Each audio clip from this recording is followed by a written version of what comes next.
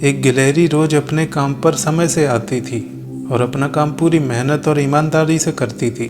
कहानी है, थोड़ा सुनते जाइए। गिलहरी ज़रूरत से ज़्यादा काम करके भी खूब खुश थी, क्योंकि उसके मालिक जंगल के राजा शेर ने उसे 10 बोरी अखरोट देने का वादा कर रखा था। गिलहरी काम करते करते थक जाती थी तो सोचती थी कि थोड़ा आराम कर लूं।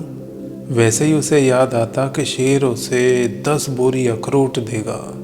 गिलहरी फिर काम पर लग जाती।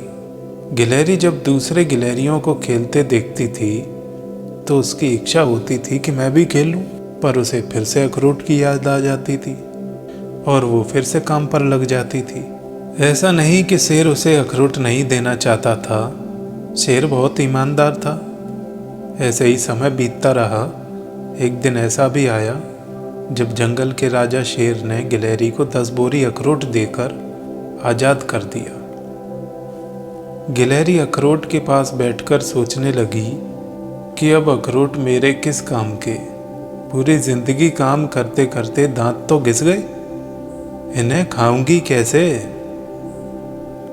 अब देखो, इंसान जब मुसीबत में फंसता है, गिर जाता है, जब उसे लगता है कि मुझे बचाने वाला कोई नहीं है, तब उसकी उम्मीदें ऊपर वाले पर जाती हैं, भगवान पर जाती हैं, अल्लाह पर जाती हैं, जीसस क्राइस्ट या वाहे गुरु पर जाती हैं। मतलब जब तक तुम सक्षम हो, ताकतवर हो, तब तक तुम्हें लगता है अरे मेरे अलावा तो इस दुनिया में कोई है ही नहीं, जो हूँ सब मैं ही हूँ।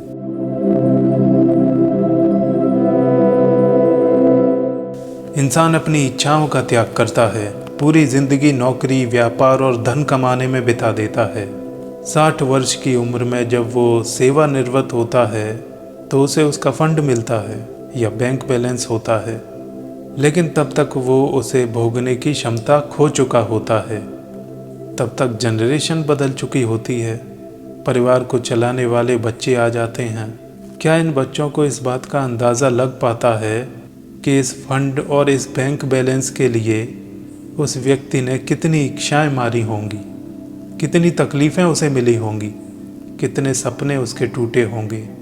क्या ऐसे फंड का उसे सही से फ़ायदा मिल पाया, जिसे पाने के लिए पूरी ज़िंदगी लग जाए और इंसान उसका भोग खुद ना कर सके। कष्ट तो तुम्हारा यही है कि मैंने सारी उम्र दूसरों के लिए लगा दी। ये दूसरे कौन हैं? वो तो तुम्हारे अपने ही हैं ना।